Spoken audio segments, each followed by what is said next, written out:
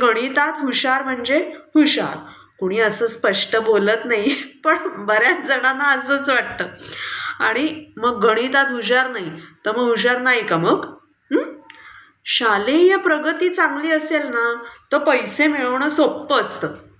शालेय प्रगती कमी असेल तरी पण लोक पैसे मिळवतातच. पाढे पाठ झालेच पाहिजेत. नसतील पाठ तर हिशोब करायला वेळ लागेल, एवढंच होईल.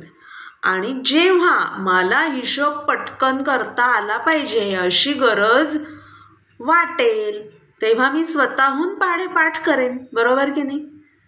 काहीही कर पण सर्वोत्तम कर. मग बेस्ट नाही जमलं मला करायला तर मग मी काय करायचं? एलिस यांची थिअरी आता थोडी थोडी कठीण वाटायला लागते, हो ना?